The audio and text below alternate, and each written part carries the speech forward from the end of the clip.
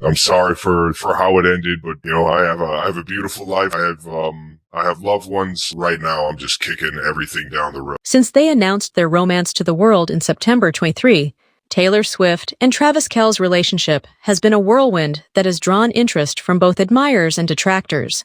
When Swift was there to cheer for Travis during the Chiefs game against the Eagles in Super Bowl 59 in February 2005, it reached a new and dramatic phase. Although the game was intense and the Chiefs suffered a crushing defeat in 40-22, Taylor's face's appearance on the video screen throughout the game really caught the public's attention. She was ridiculed by the audience, which was a startling response. Taylor Swift is no stranger to the limelight, as we all know, but being made fun of during one of the year's most important athletic events is a whole other level of attention.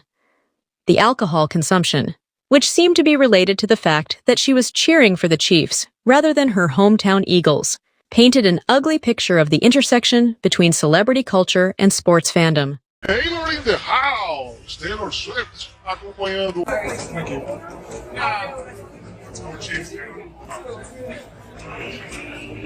But she hasn't had much to cheer about yet because Travis Kelce hasn't caught a ball.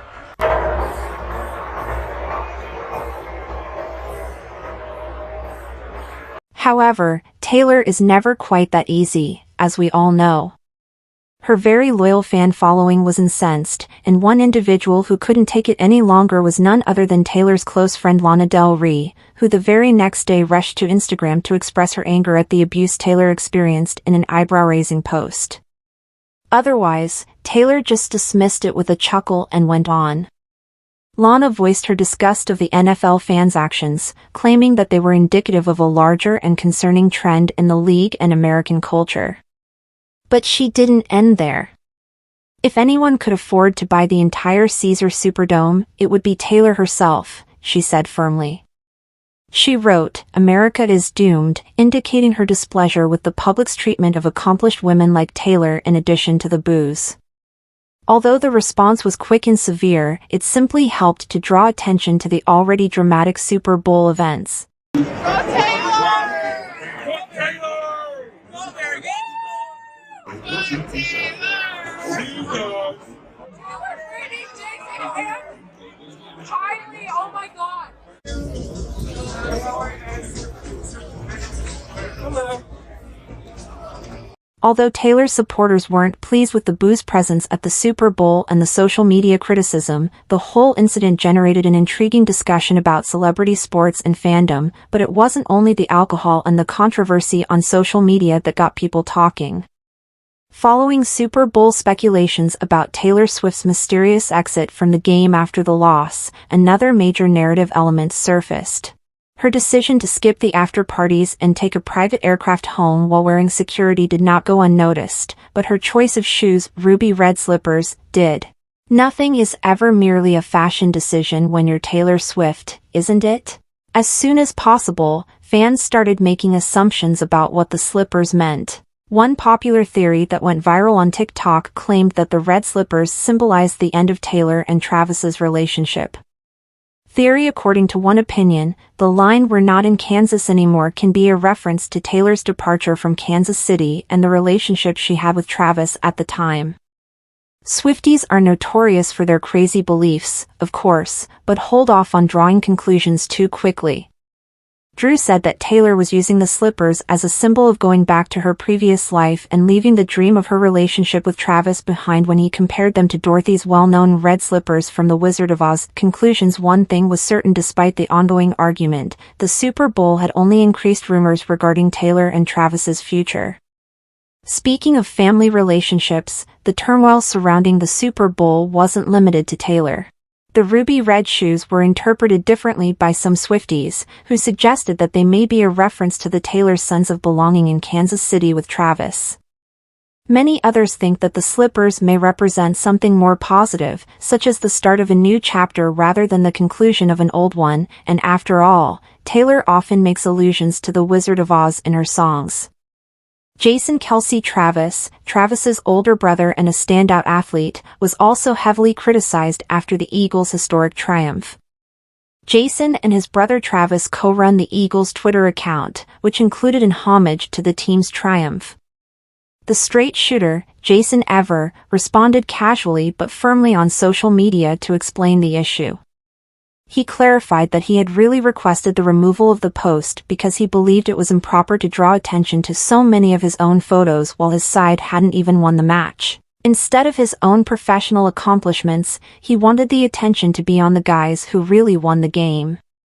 The article, which included pictures from Jason's remarkable career, was swiftly pulled, leading to internet speculations that the Swifties were angry that Travis wasn't given enough credit. Turned it out to be the best quarterback in this generation. They have been put in situations, one-score games, playoff contention, Super Bowl so many times, but what they have is belief, unwavering belief, and that is a dangerous thing to have.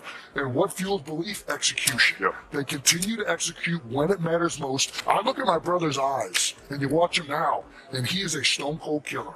Yes. And I mean that to death. Those guys are going to be beyond motivated. At no point are they going to give up in this thing. And it's the same way in Patrick's eyes. It's the same way in Andy's eyes. As the game went on, Jason struggled to balance his devotion to the Eagles with his affection for his younger brother Travis. Jason had a range of emotions while watching the game since he was both a huge fan of his brother's accomplishment and the Eagles' performance. Jason expressed his conflicted emotions on social media after the game, saying he was proud of both his brother and his colleagues. For those who like the Kelce brothers' bond, this found a balance between the pride of victory and the selflessness of helping family. However, if you believe things couldn't get much more intriguing, Kelce Kylie, Jason's wife and Travis's sister-in-law, also found herself in the spotlight when she answered questions on her first interaction with Taylor on the Call Her Daddy podcast. Kylie said that, contrary to popular belief, she and Taylor had really met much earlier. The incident took place a few months before Taylor and Travis's formal relationship announcement, during the Chiefs' January 2024 game versus the Bills. You and Taylor meet, obviously, for the first time at the Chiefs and Bills game. Yes. Was that the first time you guys met? Yes. Why? There was like all of this stuff leading up to it about, well, why haven't they met? People are deeply disturbed by this. They're avoiding each other. I'm not avoiding anyone. I'm more than happy to meet someone, especially someone that Travis is dating. And she's busy. Just a little. It's just so silly to me that that's like the storyline. I didn't meet Travis for probably close to a year. Right. When Jason and I were dating, so Kylie brushed off the accusations that she was avoiding Taylor by calling the whole thing absurd and pointed out that she hadn't seen Travis for more than a year when she and Jason first started dating. It was a humorous scene, and Kylie seemed to enjoy dispelling any misunderstandings.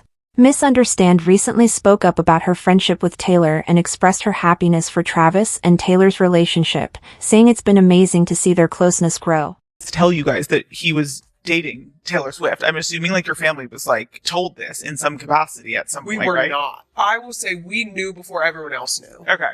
Did Jason tell you? It didn't hit the group chat. No, it did not hit the group chat. Jason and I found out. It's clear that Taylor has been warmly received by the Kelce family, both direct and extended.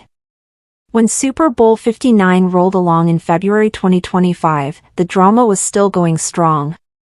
Kylie's encouragement of her brother and his fiancée reflects the welcoming and kind attitude of the Kelce family toward Taylor. Attending her ARS tour and even spending Thanksgiving with Taylor and her family in Nashville in 2023, they have shown their unwavering support. Though the reception wasn't as cordial as it had been at the previous event, Taylor had once again shown her support for Travis by going to the game. The crowd's boos may have hurt Taylor, who has been the target of harsh criticism and a lot of fan attention. The incident at the Caesars Superdome was only the latest in a series of embarrassing circumstances. Despite Taylor's usual composure, which included laughing it off and moving on, the Super Bowl aftermath continued to unfold in unexpected ways.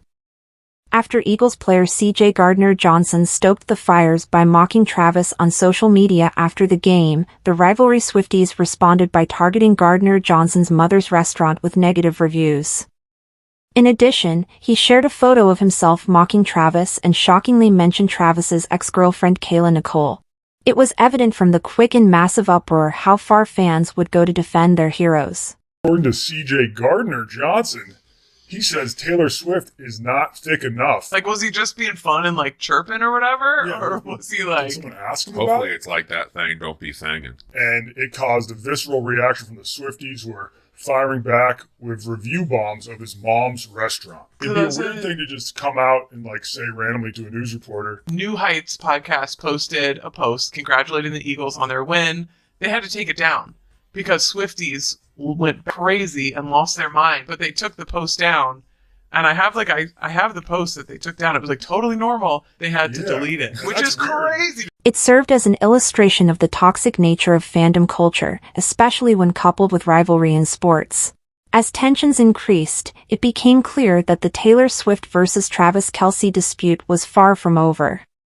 The tumultuous relationship between Swift and Kelce is filled with competition, speculation, and gossip both on and off the field. Folks, that concludes this video.